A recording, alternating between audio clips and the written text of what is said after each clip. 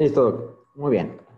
Bueno, pues vamos a inicio con los temas de la exposición. Es inicialmente la introducción a la oncología. Vamos a ser un poco breves con esto, ¿ah? Pero vamos a mencionar que incluso en fósiles arqueológicos se han encontrado indicios de enfermedad tumoral, enfermedad de neoplasias.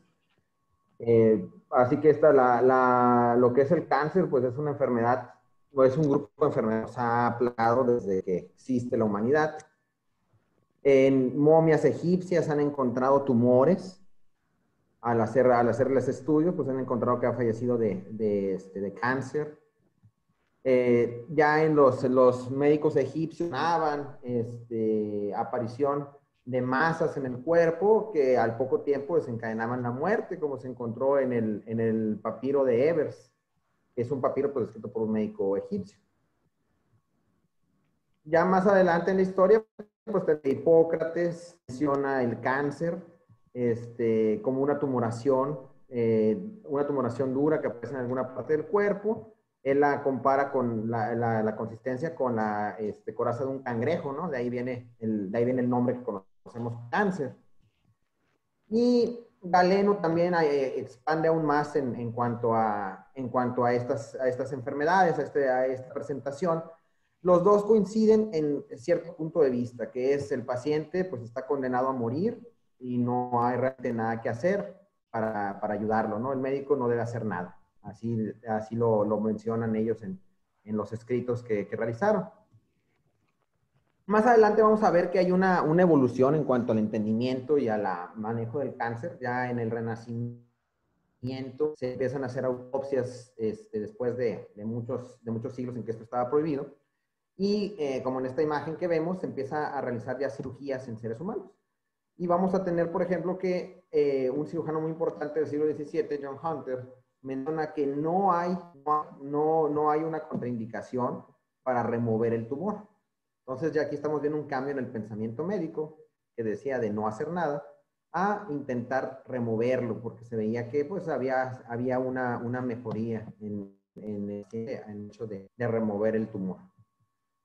Aquí vamos a estar viendo cómo conforme va avanzando la medicina, pues vamos cambiando nuestros modelos de entendimiento del cáncer. Vamos a saltarnos una gran cantidad de historia y vamos a irnos al nacimiento de la quimioterapia con el doctor Charles Huggins de Harvard, que él teoriza que el cáncer de próstata es propiciado o es aumentado por la hormona testosterona. Entonces él propone, bueno, vamos a dar un medicamento de esta hormona, y con esto pues vamos a poder ayudar a que el cáncer avance más despacio o avance más despacio o a pararlo. Y pues se crean las primeras drogas que son antitestosterona y consigue éxito en la progresión, en evitar la progresión tan rápida en los pacientes de cáncer de próstata. De ahí sigue el doctor Sidney Farber, también de Harvard, en 1940, que él teoriza, bueno, para el crecimiento de las células en la médula ósea, pues se requiere ácido fólico. ¿Qué pasa si damos un medicamento que bloquee el ácido fólico? Y ahí es donde aparece el metotrexato, que es uno de los grandes hitos de la medicina del siglo XX en el aspecto de la quimioterapia. Y pues notamos, y gracias a eso se logra que varios cánceres, sobre todo de los órganos hematopoyéticos, pues tengan un tratamiento cuando previamente pues no tenían ninguno. El doctor George Hitchens y la doctora Gertrude Elion, me parece que estaban casados, ¿cierto? En 1950. Ellos teorizan, bueno, pues vamos a meternos aún más a fondo en cuanto a lo que es las células, lo que es la función celular. Y vamos a ver, bueno, si necesitamos ADN para que sea celular, ¿qué pasa si damos medicamentos contra el ADN? Y pues este tipo de pensamientos, este tipo de mentalidad en la medicina, pues es la que ha dado inicio a la era dorada, ¿no? Del tratamiento del cáncer con la quimioterapia. Y pues como veremos en las clases posteriores, ¿no? Ya después, cuando empieza el siglo XXI, pues empezamos con ya terapias blanco, y pues todavía hay muchas cosas muy interesantes. Es un campo que está cada vez en mayor desarrollo y hay descubrimientos todos los días. Bueno, pero primero vamos a definir el cáncer. El cáncer desde el punto de vista biológico va a ser un trastorno caracterizado por la alteración del equilibrio entre la proliferación y mecanismos normales de muerte celular. Va a haber una clona, va a aparecer una clona que invade y destruye tejidos adyacentes, es decir, un solo tipo de célula, de una célula mutante, van a surgir varios, van a surgir sus descendientes, los cuales van a terminar formando y van a destruir tejidos adyacentes y se va a diseminar en sitios distantes formando nuevas colonias. Finalmente va a conducir a la muerte del individuo por deterioro de la función de los órganos vitales, va a involucrar genes supresores, los oncogenes y productos que controlan la diferenciación y proliferación celulares. El término genérico para más de un centenar de enfermedades distintas, con epidemiología, origen, factores de riesgo, patrones de diseminación y respuestas al tratamiento y pronóstico diversos. Es decir, pues, como ya sabemos, ¿no? Cáncer es un paraguas que cubre un enorme grupo de patologías muy diversas entre ellas y con muy diversos orígenes y muy diversos tratamientos y pronósticos. Es un problema que causa una enorme cantidad de pérdida de vidas humanas y recursos económicos, como vamos a ver más adelante. Y bueno, pues a pesar de que pues, relacionamos mucho el cáncer a lo mejor con la tercera década de vida, me gustó esta anécdota. Él es Karim Abdul, que pertenecía originalmente a la UCL en la NBA, junto con en el equipo de Milwaukee, ganó 6 campeonatos. Hizo muchos récords en el baloncesto y fue el sexto jugador más valioso de la NBA. Se retiró en el 1989 y a pesar de ser un atleta consumado y de una muy buena salud, desarrolló leucemia mieloide crónica. Y pues eso nos demuestra, ¿verdad? Que realmente, a pesar de que va a haber estos factores de riesgo, va a haber ciertas grupos etarios que van a tener mayores predisposiciones a ciertos tipos de cánceres, realmente nadie está a salvo de desarrollar este tipo de enfermedad. Lo que es lo de la translocación cromosómica, el cromosoma Filadelfia, que está relacionado con las leucemias y que probablemente pues, nos puede pasar a cualquiera, ¿no? La epidemiología va a ser una herramienta muy importante para la identificación de causas posibles de cáncer. Los estudios epidemiológicos han identificado un gran número de factores de riesgo y sucesos relacionados con la aparición del cáncer. Con frecuencia la causa no va a ser directa. Ahorita vamos a ver un poquito de eso más a fondo.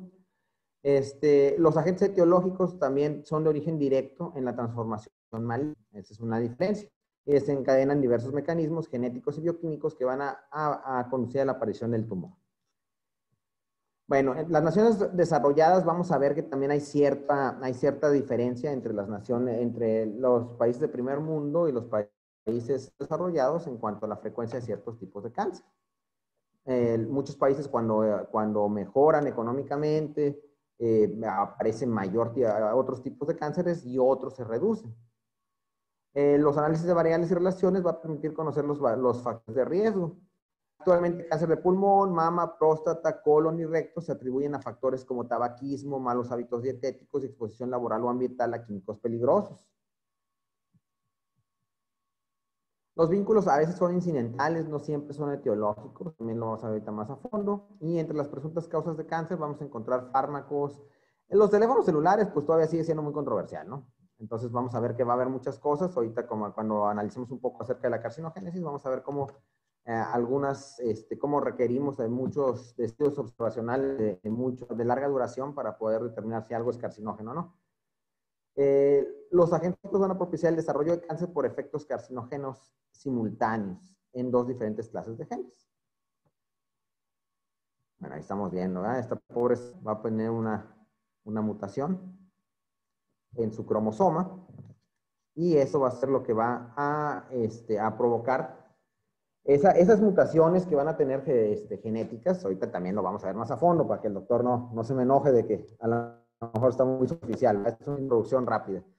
Los iniciadores, los protoncogenes y genes supresores que actúan directamente sobre los genes que controlan la proliferación celular. Entonces, acordémonos de eso.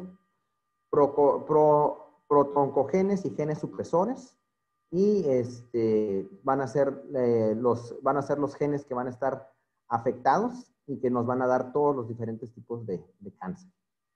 Los promotores van a ser los que no dañan los genes, pero potencian de manera selectiva el crecimiento de las células tumorales. Bueno, ¿qué es en esencia? La transformación no plástica va a radicar en que, como estamos viendo aquí, miren, aparece una célula maligna que acumula varias mutaciones. A lo largo de los años, estas mutaciones proliferan y sus descendientes van a acumularlas y perpetuarlas. Y de eso les va a conferir ventajas proliferativas sobre las células normales. El cáncer es una enfermedad darwiniana, por decirlo así. Es una de selección natural. Básicamente, las mutaciones que acumulan estas células cancerosas y sus descendientes van a permitirles sobrevivir encima de las otras, pero pierden en este proceso la armonía con el resto del cuerpo. O sea, el cáncer lo que busca es el sobrevivir, perdurar y multiplicarse, lo que la mayoría de los seres vivos, pero tiene una desconexión con la homeostasis. Entonces, con la homeostasis tiene una desconexión con su propósito original, la célula, y pues de continuar, pues va a terminar por matar al organismo huésped.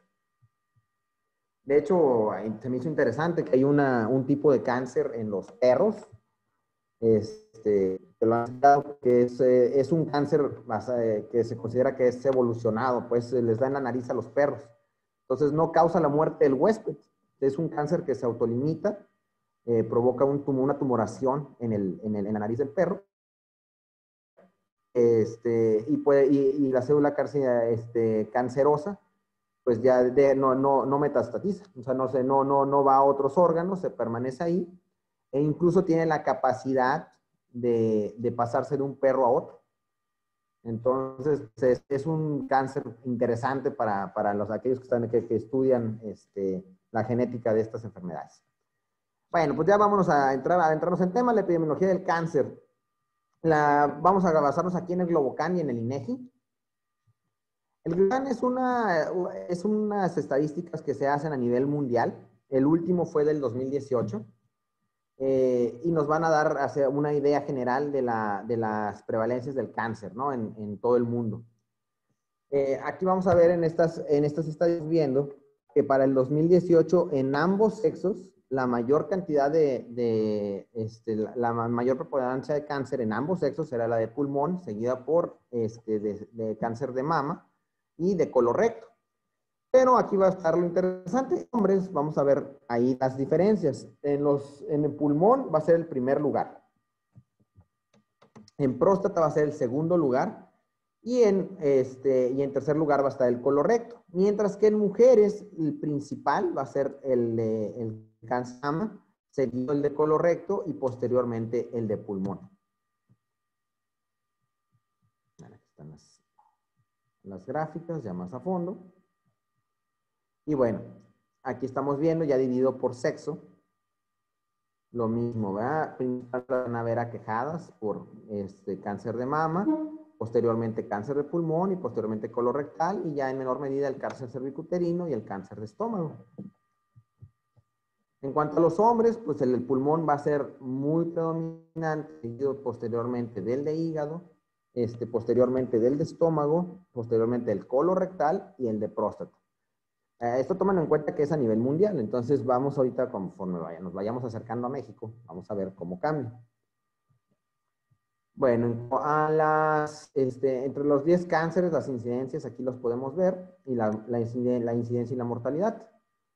En cuanto a los hombres, el de pulmón va a ser el que tenga la mayor cantidad de incidencia, mientras que en las mujeres el cáncer de mama es el que tiene mayor incidencia. Y aquí va viendo, ¿verdad?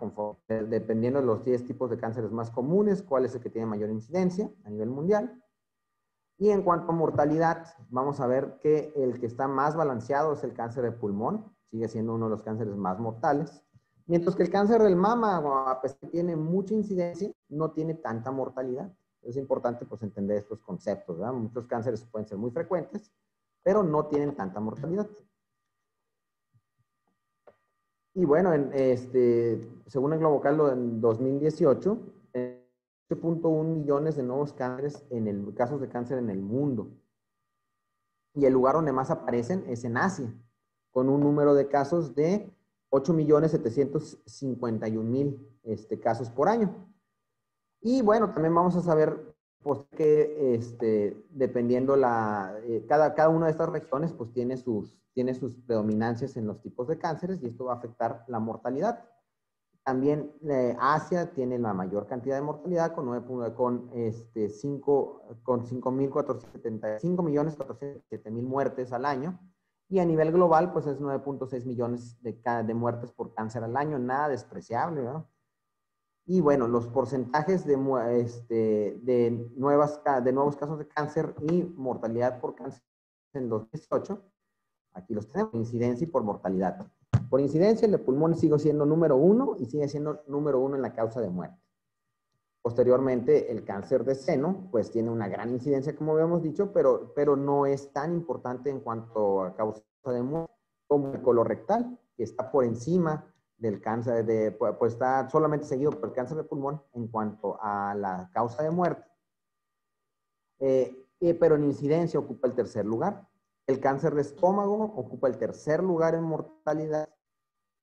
Próstata es cuarto lugar en incidencia, hígado cuarto lugar en mortalidad, estómago quinto lugar en incidencia, y por último el cáncer de mama pues va a ser el quinto lugar en mortalidad. Y bueno, ya en número de casos nuevos, pues vamos a ver que para ambos sexos, pues lo que más, el que gana en cuanto a la cantidad de casos nuevos de cáncer es el de seno, el de mama, y posteriormente el de próstata, en tercer el colorecto. Ya en cuanto a, ya por sexo, el de próstata va a ser la mayor cantidad de casos nuevos, seguido de colorecto.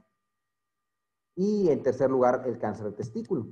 Estamos hablando de todas las edades, hombres y mujeres de todas las edades.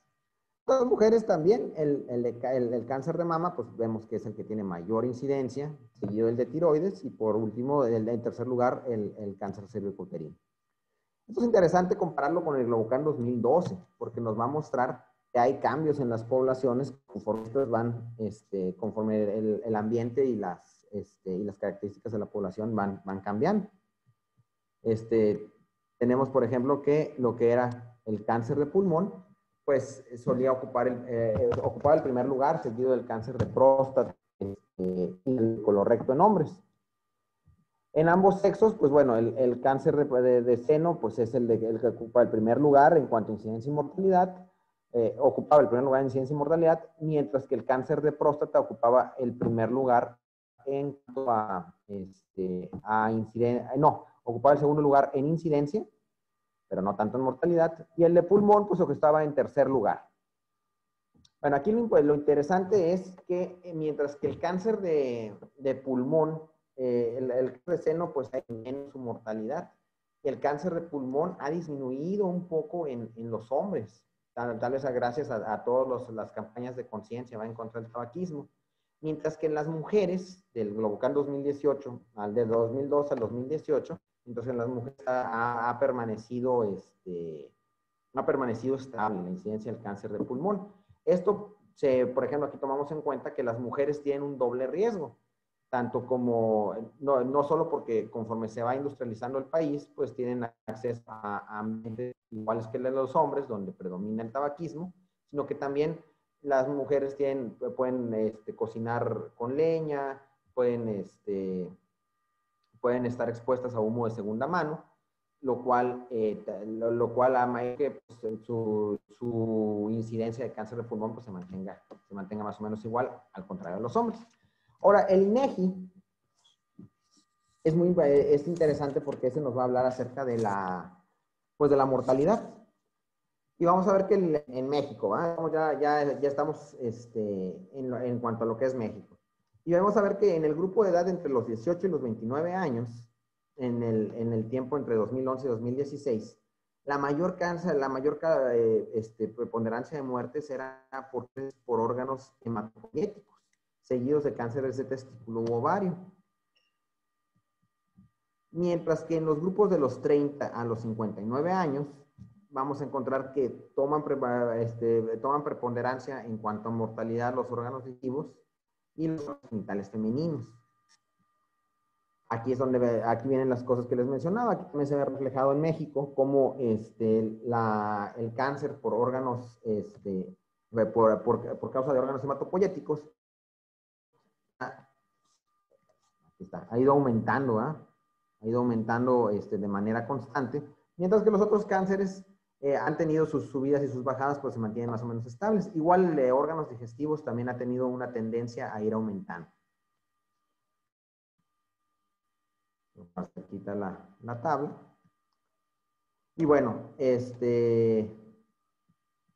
en cuanto a la población de 60 años y más, vamos a ver que la mortalidad sigue siendo principalmente de órganos digestivos y de los órganos genitales masculinos. O sea, ahí es donde empieza a tener mayor preponderancia el cáncer de colon. Y vemos que realmente se han mantenido en este grupo pues más o menos estables. Y bueno, la mortalidad en México. Este es un interesante del doctor Aldaco y colaboradores que salió en la Gaceta Mexicana de Oncología del 2018, que era un estudio acerca de, pues muy específico, ¿no? Del país. Aquí lo que podemos ver es que, pues por cáncer tuvimos 85,201 muertes al año, en las mujeres, siendo predominantemente en las mujeres, sobre los hombres, lo cual es interesante porque eso es diferente a lo normal, ¿no? Lo normal es que los hombres estén por encima de las mujeres en mortalidad. Entonces, en nuestro caso, más mujeres que hombres en ese artículo en especial. Vemos que específicamente la mortalidad por tasa y por género en el 2015, pues fue más en cáncer de mama, pues nos dieron 6,273, en cáncer de cuello uterino 4,000 muertes, en cáncer de hígado 3,000 muertes en mujeres, y en los hombres, pues principalmente cáncer de próstata fue la principal causa de muerte, cáncer de pulmón 4,000 y cáncer de estómago 3,000. Entonces, es importante esto porque pues, nos puede decir en qué estamos fallando o qué es lo que hace falta para que podamos entender por qué somos diferentes a otros países o qué medidas se pueden tomar, ¿verdad? Para mejorar estas tendencias. Bueno, pues ya como un resumen de esto, el mundial, la principal causa de muerte es el pulmón, próstata y cáncer colorectal. En México, próstata, colorectal y testículo, hay una diferencia. En mujeres a nivel mundial, mama, colorectal y pulmón. En mujeres en México, mama, tiroides y cervicuterino. En ambos sexos mundial, pulmón, mama y colorectal. En ambos sexos en México va a ser mama, próstata y colorectal. Y bueno, de acuerdo al INEGI, los tres cánceres con más mortalidad, dependiendo del grupo de edad, pues ya habíamos dicho, los órganos hematopoyéticos en los de 18 a 29 años, 39 órganos digestivos y de 60 en adelante órganos digestivos igualmente. Aquí estamos hablando sobre todo sea de colon. En el 2015, lo que les había mencionado, no más aquí lo pongo así los datos por escrito. Pues aquí para que se queden con esta imagen, ¿verdad? ¿Cuáles son los tumores, los principales tumores malignos en México, sin despreciar a los demás, que pues los vamos también a ver, sobre todo si estamos en una consulta oncológica. Pero pues estos son los que deberíamos de dominar de primer contacto, ¿no? Bueno, en México la tercera causa de muerte va a ser el cáncer, va a ser el 13% de la mortalidad anual y el 63 años de edad va a ser el promedio de muerte por cáncer. 43% de pacientes con cáncer van a ser entre los 15 y los 64 años. Entonces también vamos a encontrarnos población joven. Y nos vamos a ver también que en México, interesantemente, México no tiene tantos estudios tan específicos sobre bueno, pues como el que mencioné, ¿no? No hay tantos como para hacerlo así muy, muy específico a nuestra población, estudios epidemiológicos, pero en general seguimos más o menos dentro del país, se reproduce lo que se ve a nivel mundial. En la región de, por ejemplo, el cáncer de mama, que se considera un cáncer que se da más en el primer mundo, pues vamos a ver que tiene mayor incidencia en los estados mayor desarrollados. Una incidencia mediana en la región del centro y una incidencia relativamente baja en la región sur del país. Y bueno, aquí unos datos rápidos duros. El 30% de los tumores malignos están asociados al tabaquismo. En el mundo hay cerca de 6 millones de muertes a causa del tabaco. En promedio, 20% de la población adulta del mundo fuma. Enfermedades cardiovasculares, pulmonares y cáncer están frecuentemente asociados, no olvidemos eso. 80% de los fumadores viven en países de bajos y medianos ingresos. En México, el consumo de tabaco ocasiona más de 1,000 muertes al año por todas las causas, ¿verdad? El 55% de los adultos consume alcohol, entonces da este juego alcohol y tabaco. Ahorita vamos a mencionar un artículo muy interesante que mencionó que no hay dosis segura de alcohol. En las mujeres hay un 40%, hay un aumento del 42% en el consumo del tabaco, esto es a nivel mundial, ¿verdad? El etanol, el acetilaldehído y las aflatoxinas tienen un efecto genotóxico. Entonces, pues ahí vemos por qué el alcohol está relacionado con esto. Los aumentos de estrógenos y cambios en la preparación del DNA pues van a provocar mayor aumento de incidencia de cáncer. Y se han asociado a cáncer de cavidad, los dos, el alcohol y el tabaquismo, se han asociado a cáncer en cavidad bucal, laringe, esófago, hígado, colon, recto, cáncer de mama en las mujeres. Recordemos que el tabaquismo, en cuanto a lo que son cánceres de tubo digestivo, conforme se va alejando de la boca, pues tiene menos que ver, ¿verdad? Entonces lo vamos a ver más relacionado con cánceres de boca, de esófago, un poquito menos en el estómago, y bueno, su relación con el colon pues es menor. En México, el consumo dual de tabaco y alcohol es habitual. La prevalencia nacional de sobrepeso y obesidad es del 70%, y la obesidad se asocia en un 30% a cáncer. Y sobre todo los cánceres de colon, próstata, las bebidas azucaradas van a aumentar de manera importante el peso corporal. Aquí estamos viendo, ¿verdad?, por qué la industrialización está tan relacionada con el cáncer. La actividad física regular pues va a reducirnos, ¿verdad?, el riesgo de varios tipos de cáncer. Y bueno, ahora sí pasamos a la genética. Las mutaciones genéticas altamente penetrantes se van a encontrar en un 5 a 10% de los pacientes con cáncer. El cáncer, cuando es hereditario a causa de un gen, se da en edad más temprana y se puede asociar a otros cánceres y va a soler haber una historia familiar. Entonces es importante que esto lo entendamos. Hay dos tipos de mutaciones, las somáticas y las germinales.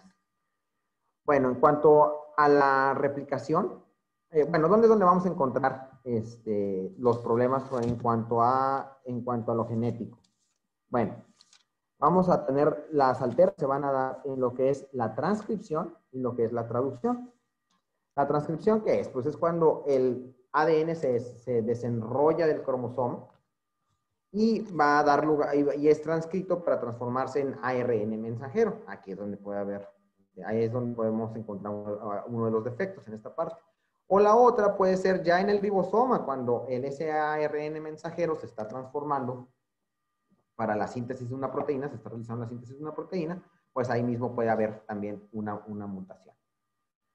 Sabemos que pues allá dentro del ribosoma el ARN es leído con la formación del anticodón y el codón. Entonces, bueno, pues las anomalías las podemos encontrar, como vemos aquí, en el ADN, en el genoma, en el ARN, o en la proteína en sí, que sería el proteoma, ¿no? Para esto, pues para poder encontrar este tipo de mutaciones, pues nos va a servir lo que es el panel genético. Ahorita vamos a ver un poquito más a fondo de esto, ¿no? Como el Next Generation Sequence es un tipo de panel genético. Bueno, ¿y qué tipo de mutaciones vamos a encontrar? Aquí, por ejemplo, un cambio de una base, que nos va a originar que el cambio de un aminoácido, lo que va a cambiar la proteína, como aquí en este ejemplo que tenemos que en vez de guanina, aparece la timina, y eso nos va a dar una cisteína en vez de un triptófano, y ahí ya tenemos la mutación. Ahora, un cambio de una base que origina un cambio de un aminoácido, eso va a detener la formación de la proteína. Y esto puede provocar, pues en este caso, un cambio de guanina a adenosina y que nos dé la parada de la formación de una proteína. O sea, no se forma. Aumento o supresión de una base, lo que va a cambiar la proteína en sí. Y bueno, pues también puede haber mutación del DNA, acordémonos que se agrupa en cromosomas. Entonces, al momento de estarse duplicando estos cromosomas, pueden darse mutaciones muy importantes, tipo de lesión, translocación, inversión, duplicación, como aquí que es el famosísimo cromosoma, una translocación. Y que, pues, como ya sabemos, se relaciona con las leucemias. Ahora, las mutaciones a veces no causan directamente el cáncer, pero pueden provocar mutaciones, por ejemplo, en el citocromo P450, que nos ayuda a metabolizar carcinógenos, y si la persona pues tiene esta mutación, puede que ya no sea tan efectiva su metabolización de carcinógenos y pues esté susceptible a los efectos adversos de los mismos. Entonces, pues, no necesariamente están estas mutaciones relacionadas de manera directa. En cuanto a los cambios epigenéticos, los genes, como dijimos, se agrupan en histonas, ¿no? Y para poderse transcribir, pues se tienen que desenredar.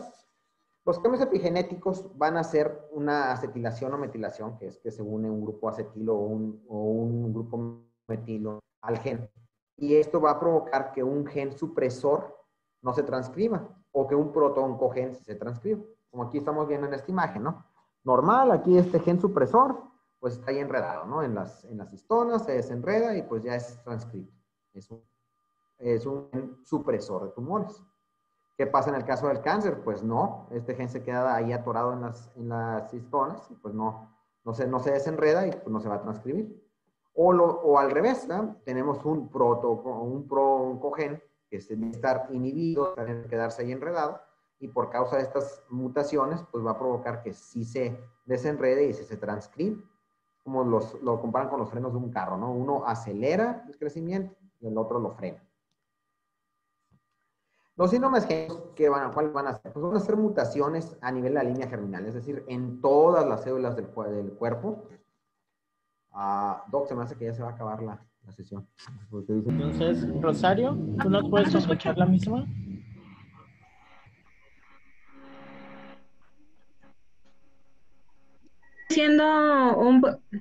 Viene siendo un proceso de crecimiento celular que es incontrolable. Una palabra clave sería crecimiento no controlado. ¿Qué más? Es altamente replicable y que se disemina. Ok, entonces la capacidad de diseminación o metástasis sería otro punto. Muy bien. ¿Algún otro? ¿Alguien más? Pues, y que no se mueren las células. Pues, Ok, entonces igual Itzel nos comenta que ese crecimiento va a entorpecer o alterar la función de los otros tejidos, que por eso es que el cáncer va a dañar al organismo. Entonces, ¿alguna otra característica aparte del crecimiento no controlado y de la capacidad de metástasis que deba cumplir la célula para que nosotros la consideramos cáncer? ¿Qué más se les ocurre? Que son células que no son indiferenciadas. ¿A qué te referirías con eso, con indiferencia? Pues que no son, que no conservan las características de la célula, de la célula normal, la célula principal del tejido. Eso es relativo porque en realidad hay cánceres que son bien diferenciados, o sea que se parecen mucho a la célula que los originó. Y hay cánceres que son poco diferenciados o indiferenciados, y eso quiere decir que no se parecen o a veces no se parecen en nada a la célula que los originó y obviamente van a tener más mutaciones y van a ser cánceres que pueden ser más agresivos. ¿Ok? ¿Qué más nos falta aquí? Es importante que recuerden que un cáncer tiene que tener la capacidad de evadir el sistema inmune.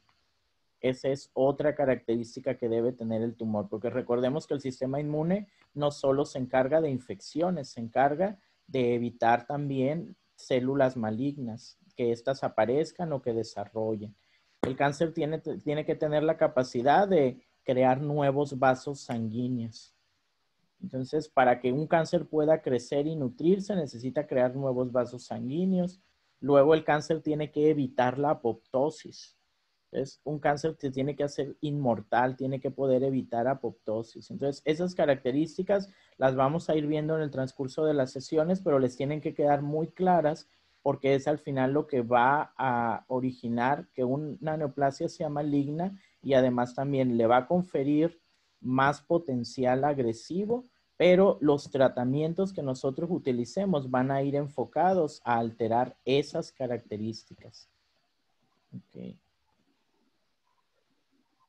¿Qué pasó? Me dijeron que hay problema para que entren algunos compañeros. A ver. Es que no pueden entrar. Castro y Arroyo. Según yo le quité o sea, no hay sala de espera, pueden entrar directo. Bueno, continúa con el tema, por favor, déjenme, les voy a mandar mensaje a ver. ¿Qué problema hay?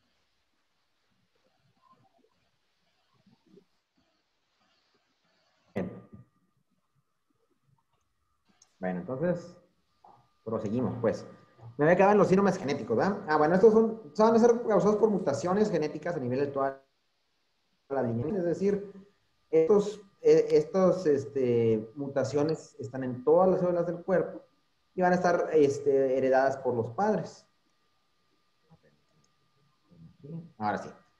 Bueno, y estos, dependiendo de los genes mutados, vamos a encontrar ciertos síndromes muy, muy interesantes, ¿verdad? Por ejemplo, cuando está mutado el TP53, que es un gen supresor de tumor, nos puede dar el conocido síndrome de Li-Fraumeni, que nos va a dar cáncer, aparición de cáncer en mama, en cerebro, en corteza suprarrenal, en sarcoma, leucemia nos puede causar. Los genes BRCA1 y 2, que están relacionados con cáncer de ovario y mama hereditario. El cáncer de mama, ovario, a veces también en menor cantidad de páncreas y próstata. El PTEN, que es otro gen supresor, que nos va a dar el síndrome de Cowden, que nos va a dar cánceres de mama, de tiroides, de endometrio. El gen APC, que está relacionado con la poliposis adenomatosa familiar, que pues va a estar relacionadísimo con el intestino, con la aparición de cáncer en intestino delgado y grueso, en cerebro, que nos daría el síndrome de Turcot, piel o en hueso, cuando se desarrolla pues el síndrome de Gardner. Y por las mutaciones de genes como el MSH2, MLH1, PMS1, PMS2, MSH6, esos nos van a dar unas inestabilidades microsatelitales en los genes que que se va a relacionar con la aparición de cánceres colorectales hereditarios no polipósicos. Pues aquí el principal pues, va a ser el colorectal, pero como vemos en la tabla, pues puede relacionarse con la aparición de otros tipos de cánceres. El NEM1 está relacionado con la neoplasia endógena múltiple tipo 1, que va a dar tumores en páncreas, adenoma de hipófisis, paratiroides. La mutación del RET nos va a dar el NEM2, la neoplasia endógena múltiple 2, con esta aparición de cáncer de tiroides medular, feocromocitoma. Aquí hay que ponerle atención a lo que es de veras, se me olvidó decirles, el que es el cáncer colorectal hereditario no polipósico, es el que le conocemos como síndrome de...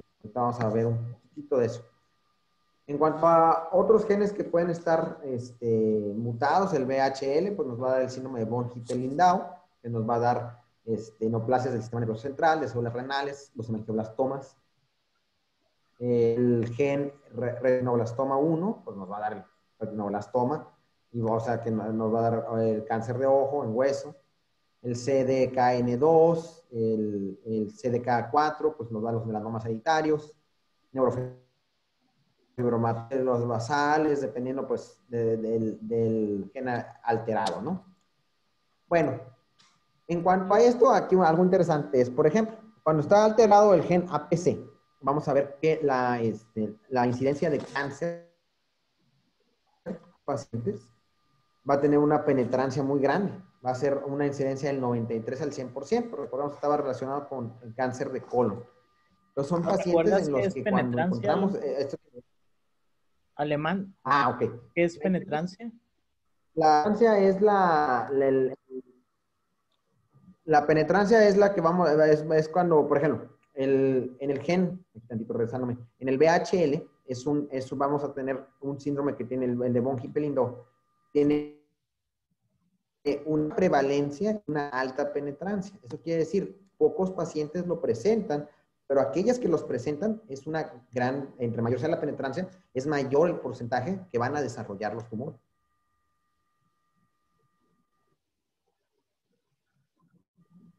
Entonces, por ejemplo, aquí sería aquel gen mutado que el porcentaje de pacientes que desarrollan la enfermedad. Porque el que tenga la mutación no quiere decir que va a desarrollar el problema. Entonces aquí como nos lo comenta Isel en el chat, es que tengas la mutación, o sea, que genéticamente esté alterado, no quiere decir que lo va a expresar. Entonces, el genotipo es el gen mutado y el fenotipo es la expresión de ese gen. Entonces, si un paciente tiene la mutación de APC, quiere decir que prácticamente el 100% de los pacientes van a desarrollar la alteración y van a presentar algún grado de la enfermedad. Y por ejemplo, en el caso de los pacientes con BRCA, que es alrededor del 40-50% la penetrancia, que quiere decir que pueden tener la mutación, pero no desarrollar ninguna alteración clínica. Entonces, la mitad de los pacientes con mutación de BRCA van a desarrollar alguna alteración clínica y la otra mitad no van a tener ningún problema, pero obviamente son también portadores de la enfermedad y pueden transmitir esta a sus descendientes y estos sí desarrollar la enfermedad. Eso les tiene que quedar claro porque APC es muy importante y este cuadrito sí se los preguntaron en el consejo, les preguntaron sobre el síndrome de Lynch, les preguntaron sobre algunas mutaciones y a qué neoplasias están asociados. Entonces siempre el APC es de nuestros ejemplos más importantes porque en general de las enfermedades genéticas es de los que tiene más penetrancia. En realidad no se van a encontrar otra enfermedad que tenga este nivel. Ok, muy bien.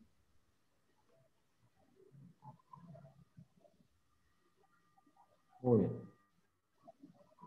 Entonces, pues como dice el doc, ¿verdad? Entonces muchas veces pues esta penetrancia de la alteración pues nos puede dar pues nos da cierta pausa, ¿no? Pauta para tomar terapéuticas.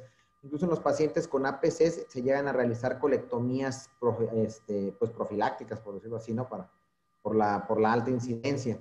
En los pacientes que tienen mutación del BRCA1 o el BRCA2, pues lo que se puede hacer, ahorita incluso voy a meter un poquito más en el tema, se pueden dar moduladores de receptores de estrógeno como el tamoxifeno y pues bueno, en algunas circunstancias, como en el caso de tan famoso Angelina Jolie, pues se puede realizar cirugía preventiva. En cuanto a las mutaciones del MEN o ahí lo que vamos a tener es, lo que es interesante son los porcentajes de prevalencia. No sé si se alcanza a ver bien, pero vemos, por ejemplo, el MEN se relaciona con diferentes tipos de cáncer en diferentes tipos de prevalencia. Entonces, por ejemplo, para que se vea bien, por ejemplo, el cáncer endometrial, pues de un 25 a 60%, el colorectal de un 52 a un 82%, etcétera, ¿no? Entonces, en estos pacientes que tienen este tipo de mutaciones, pues en estos casos es importante investigar en la misma familia si han tenido otros tipos de cáncer, porque pues ya vemos que una sola mutación se relaciona con diferentes tipos de cáncer. Y bueno, pues en cuanto al PTEN, por ejemplo, pues también está relacionado hasta un 85% con cáncer de mama. Tiene esa prevalencia. Y bueno, es importante conocer esto para la selección de pacientes para un panel genético. ¿Qué pacientes, por ejemplo, vamos a tomar el cáncer de mama? ¿Qué pacientes vamos a tomar en cuenta para hacerles un panel genético? Bueno, aquellos que tengan un diagnóstico antes de los 50 años. Cáncer de mama bilateral. Cáncer de mama en hombres, esos todos. Múltiples tipos de cáncer en una persona. O un historial familiar de varias generaciones o familiares de primer grado diagnosticados antes de los 50 años con cáncer de mama u otros cánceres. Entonces, bueno, estas son las guías que ya todos los que hemos rotado por onco las conocemos, ¿no? Las National Comprehensive Cancer Network, versión 2, 2018. Bueno, aquí viene una cláusula que la podemos el riesgo familiar. Pues vamos a ver que los pacientes que tengan, ¿no? Estas subrayadas, BRCA 1, 2, P53, PTEN, o que tengan,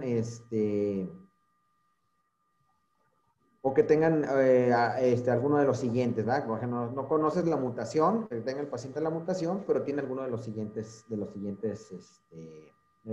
factores, ¿no? Una mutación conocida en la familia, que tenga más de dos cánceres de seno primarios en un mismo miembro familiar, aquellos que tengan, por ejemplo, familiares con cáncer de mama en un hombre o que pues, el paciente sea hombre, algún paciente algún familiar de primero o segundo grado con cáncer de seno menor de 45 años, bueno, cualquiera de estos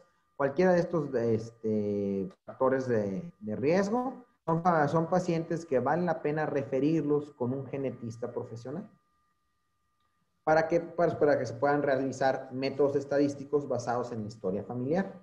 ¿Cómo? Bueno, aquí lo vemos más de cerca, ¿verdad? Lo que les estaba mencionando. Bueno, ¿cuáles son los métodos estadísticos? Aquí está. Bueno, el BRCA Pro, que es un programa informático incluido en el paquete Bayers-Mendel, o el Boadicea, que fue desarrollado por el grupo de Koch, son modelos que nos pueden ayudar a determinar el riesgo en el paciente. También están los otros modelos, que por ejemplo es el Tyrer-Cuzick. ¿Ese para qué nos va a servir? Es para determinar el riesgo de desarrollo de cáncer de mama a los próximos 5 años. Y el otro es el modelo de Gale. ¿Para qué nos va a servir? Nos va a servir para determinar si le vamos a iniciar a este paciente tamoxifeno, por ejemplo, por lo regular será una dosis de 20 miligramos por día por 5 años para reducir la posibilidad de que desarrolle el cáncer. Pues aquí, doctores, el modelo de Gale es el que más usamos, nada más que lo importante para ustedes es que les va a tocar pacientes que no han tenido cáncer y están en un tratamiento como reducción, como una profilaxis primaria, así como, imagínense como si le dieran aspirina a un paciente que nunca ha tenido un evento cardiovascular mayor.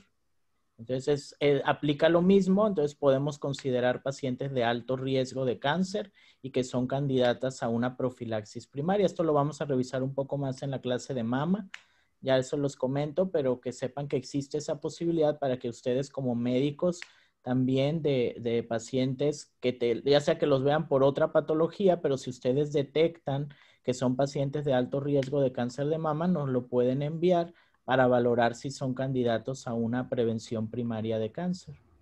Ok, doctores, los voy a tener que dejar. Vamos a tener que continuar mañana. Vamos a tener que irnos un poco más rápido porque está muy bien tu clase de alemán, pero estamos tocando un poco de información a lo mejor que vamos a ver en las otras sesiones.